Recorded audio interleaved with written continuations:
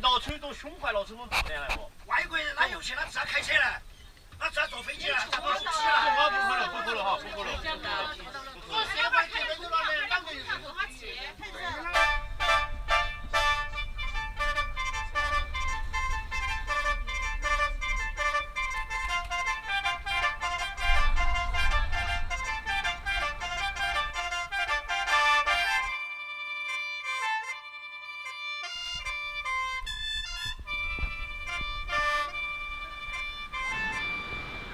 So it was just a quick stop in Guyang in the end. We decided to not go and see the Drag Boat Festival. And now we're on the train to Yangshuo. We got the seats together, which is great. Yeah, there's no E. When we got the tickets, one of us had 11D, one of us had 11F, thinking that we wouldn't be together. And no E. Right. And the ticket from Guyang to Yangshuo is 150.5 yuan. And it's a bullet train and it takes around 3 hours. And you need to get the train from which station? It's Guyang North. Guyang North, which is from town centre, around 30 yuan for a taxi. So we just got a taxi in the end. We couldn't be bothered to try and figure out which bus was going there. So yeah, we just had a quick one in Guyang. Went out for dinner and abused the Chinese Netflix, and that was about it. Yeah, watched a lot of Ace Ventura and Jim Carrey. So yeah, see you in Yangshuo.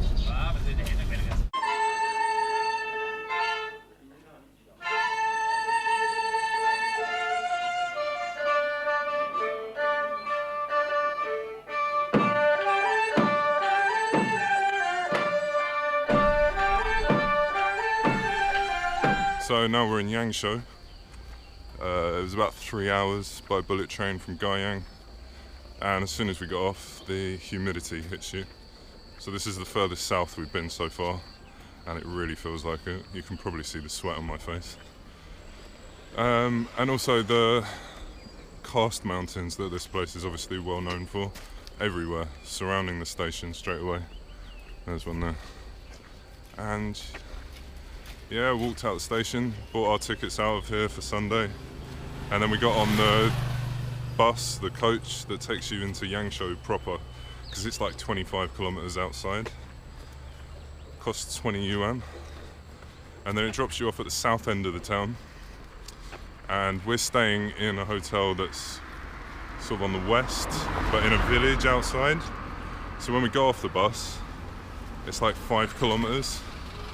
And taxis here are the most expensive in China, apparently. So we're walking.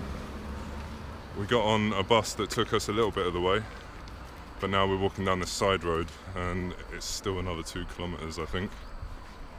But it's quite quiet, and the scenery is nice. How are you feeling, Alice? Great.